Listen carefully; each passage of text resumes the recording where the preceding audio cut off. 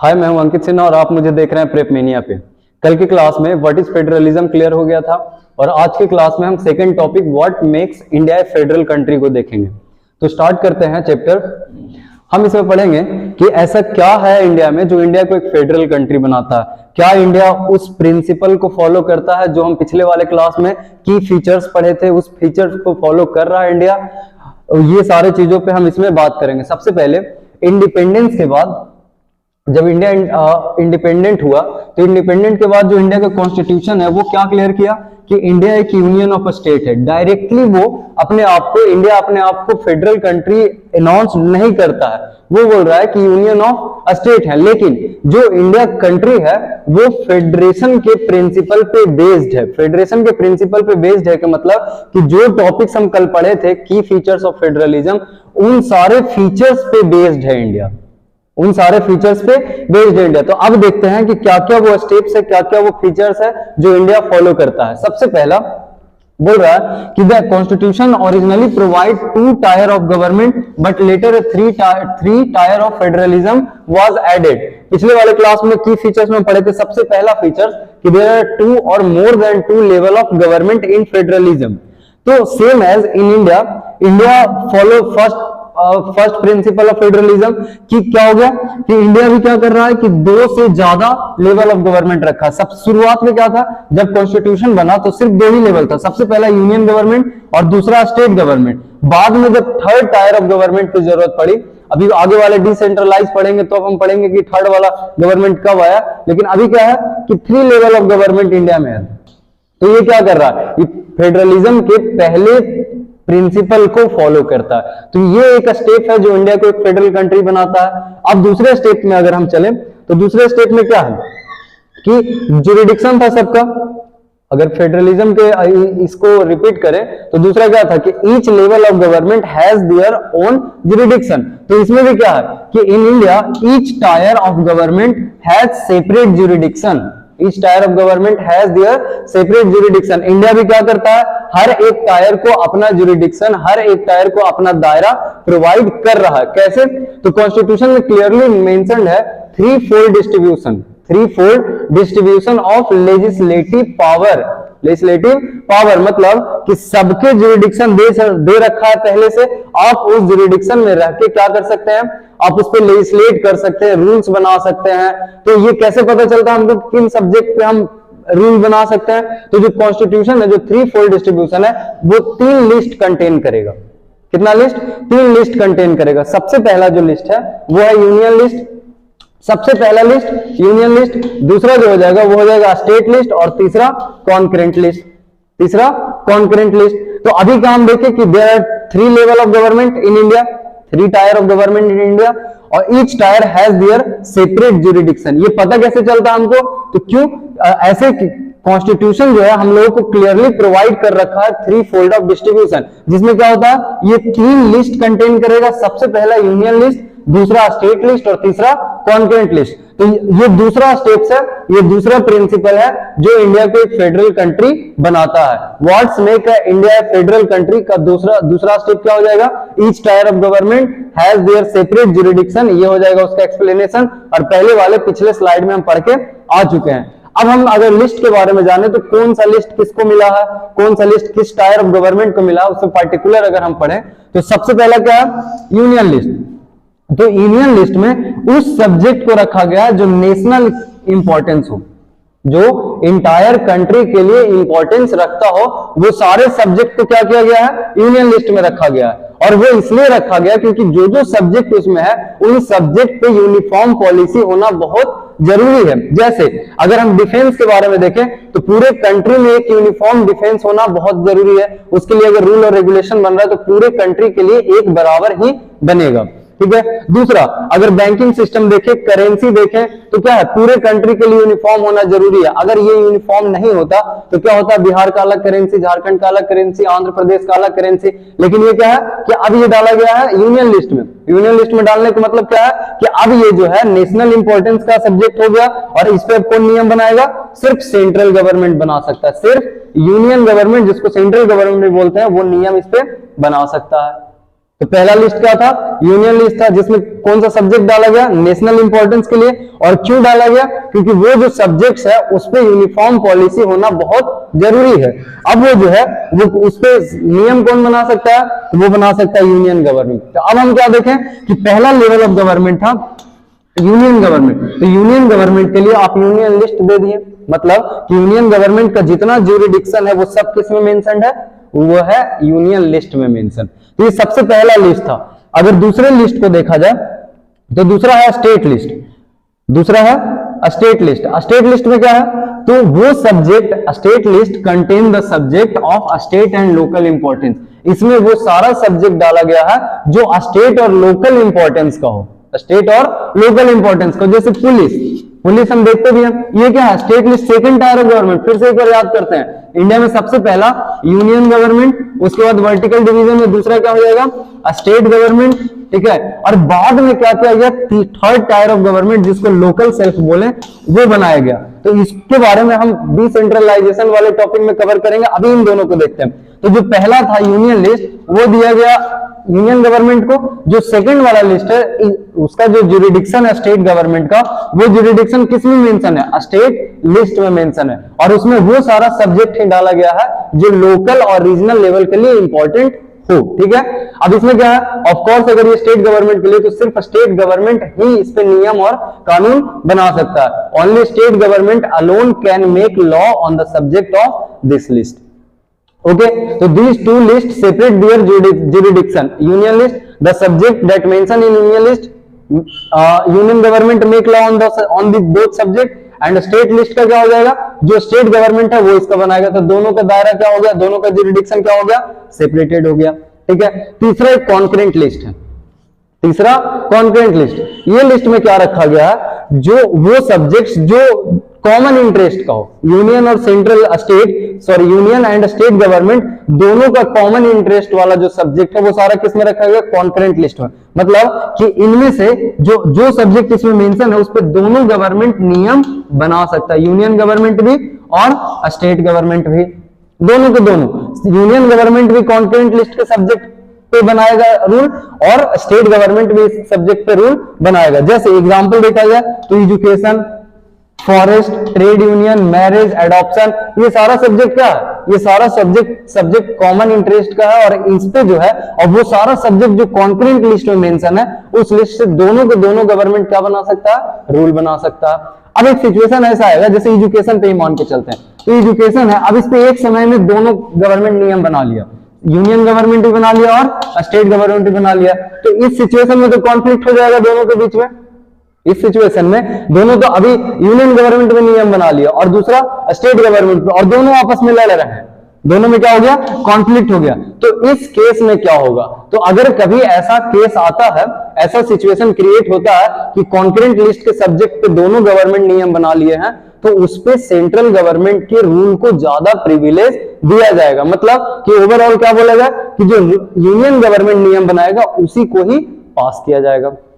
तो three list था, तीन लिस्ट था जो three fold of distribution contain कर रहा था। पहला क्या था, यूनियन लिस्ट जिसमें नेशनल इंपॉर्टेंस का सब्जेक्ट और only union government can make law.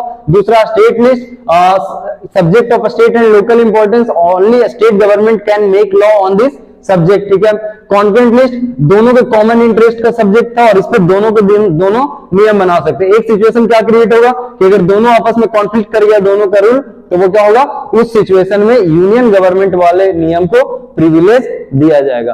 तो ये दो ऐसे स्टेप्स थे, दो ऐसे फीचर्स थे, दो ऐसे प्रिंसिपल्स थे इंडिया को, जो क्या बना रहा था इंडिया को एक फेडरल कंट्री। पहला क्या देखे, थ्री टायर ऑफ गवर्नमेंट, और दूसरा each tyre of government has their separate jurisdiction. अब अगला क्या ऐसा प्रिंसिपल है जो इंडिया को फेडरल कंट्री बना रहा है, उस पर बात करते हैं। जो तीसरा है वो क्या है, तीसरा क्या पढ़े थे उसमें, अच्छा एक और सब्जेक्ट इसमें रह गया है, रेसिडुअरी सब्जेक्ट। वो सब्जेक्ट जो तीनों में से किसी लिस्ट में नहीं मिलता हो, the subject which are not present in any one list, the subject which are not present in any one list mentioned in the constitution known as residuary subject. वो सब्जेक्ट जो ना यूनियन में है ना स्टेट में है और ना कॉन्करेंट में है, उस सब्जेक्ट को क्या बोलेंगे? Residuary subject. जब कॉन्स्टिट्यूशन बन रहा था तो बहुत सारा सब्जेक्ट ऐसा था जो मतलब उस टाइम नहीं था, लेकिन अब वो हो गया।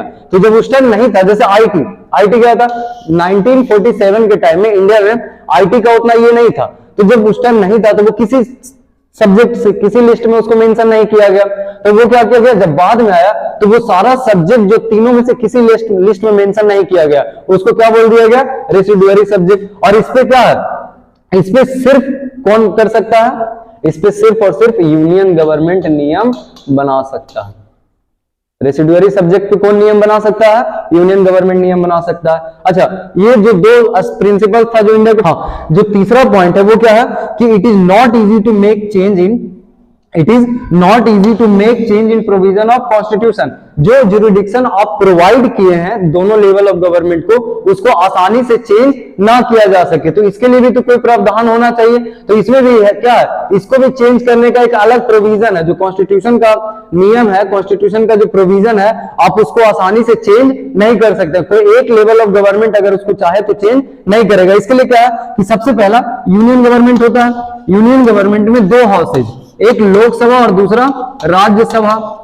उसके बाद स्टेट गवर्नमेंट जो दूसरा टायर है, इसका लेजिस्लेटिव असेंबली। तो अगर आपको कॉन्स्टिट्यूशन के प्रोविजन को चेंज करना है या कुछ नया ऐड करना है, तो सबसे पहले दोनों हाउसेस के कम से कम 2/3 मेजोरिटी से इसको पास करना होगा। उसके बाद क्या करना होगा, स्टेट गवर्नमेंट के लेजिस्लेटिव असेंबली, मतलब कि इंडिया में जितने भी स्टेट हैं उनमें से 50%, एटलीस्ट 50% स्टेट का मेजोरिटी इस पे चाहिए। 50% स्टेट इस पे क्या करना चाहिए, सपोर्ट करने चाहिए। तो ये हो गया क्या, ये हो गया it is not easy to make change in provision of constitution. अब अगला जो पॉइंट है इसका कि कोर्ट वाला, तो judiciary overseeing the implementation of, अगला क्या पॉइंट है कि the judiciary overseeing the implementation of constitutional provision and procedure. अगर दोनों टायर ऑफ गवर्नमेंट है, अगर उनके बीच में कोई डिस्प्यूट होता है या आप दोनों में से कोई नया प्रोविजन लाते हैं, ठीक है, तो उस डिस्प्यूट और नए प्रोविजन में क्या करेगा, डिस्प्यूट में तो वही डिसीजन ले सकता है कौन, कोर्ट डिसीजन लेगा ना। एक यूनियन गवर्नमेंट, आप ही दोनों रन ही कर रहे हैं और दोनों आपस में लड़ गए, ठीक है, दोनों आपस में भिड़े हुए हैं, कॉन्फ्लिक्ट हो गया है, तो उस सिचुएशन में क्या होता है, उस केस में क्या होगा कि जुडिशियरी क्या करेगा, डिसीजन लेगा। ठीक है, तो ये भी क्या था, फेडरलिज्म का फीचर था जो इंडिया फॉलो कर रहा है। तो ये एक पॉइंट, ये भी एक पॉइंट है जो इंडिया को क्या बनाता है, फेडरल कंट्री बनाता है। उसके बाद क्या है, सोर्स ऑफ रेवेन्यू।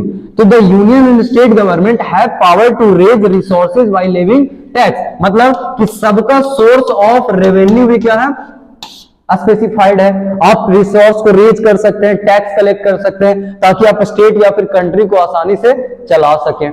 तो ये 5 पॉइंट था जो इंडिया को क्या बना रहा है, फेडरल कंट्री बना रहा है। ये 5 पॉइंट क्या है, आपको ये बता रहा है कि ये सारा का सारा फेडरलिज्म का फीचर था और इंडिया इस चीज को फॉलो कर रहा है, मतलब कि ये सारा चीज इंडिया को क्या बना रहा है, फेडरल कंट्री बना रहा है। अब इसके बाद का टॉपिक क्या है, हम पिछले वाले क्लास में पढ़े थे कि इंडिया में क्या है, सॉरी इंडिया में नहीं, फेडरलिज्म का 2 टाइप है।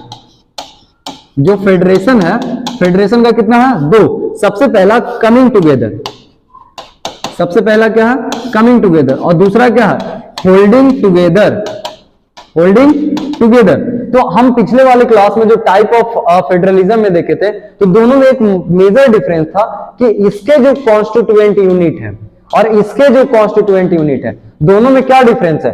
तो जो कमिंग टुगेदर का कॉन्स्टिट्यूएंट यूनिट है, उन सारे कॉन्स्टिट्यूएंट यूनिट के पास इक्वल पावर होगा। जैसे यूएसए क्या था, कमिंग टुगेदर फेडरेशन था, तो इसका जितना भी कॉन्स्टिट्यूएंट यूनिट होगा सबके पास क्या है, बराबर का पावर है। लेकिन होल्डिंग टुगेदर में कौन आता है, इंडिया में क्या है कि जितने भी कॉन्स्टिट्यूएंट यूनिट है वो सबके पास सेम पावर नहीं होगा, कोई स्पेशल पावर एंजॉय कर रहा होगा, किसी के पास कम पावर होगा। ठीक है, तो इसको समझने के लिए हम एक एग्जांपल लेते हैं कि सारे स्टेट का क्या हम बोले कि सारे कॉन्स्टिट्यूएंट यूनिट का इक्वल ये नहीं होता। जैसे एक जम्मू कश्मीर है, स्टेट्स तो बहुत सारे हैं इंडिया में, ठीक है, तो जम्मू कश्मीर का क्या कहानी है कि इसका अपना एक कॉन्स्टिट्यूशन चल रहा है, जम्मू कश्मीर का अपना एक कॉन्स्टिट्यूशन चल रहा है, इंडियन कॉन्स्टिट्यूशन के अलावा इंडियन कॉन्स्टिट्यूशन तो है ही, लेकिन जम्मू कश्मीर का क्या है, अपना एक कॉन्स्टिट्यूशन है, लेकिन वो 370 हटने के पहले था।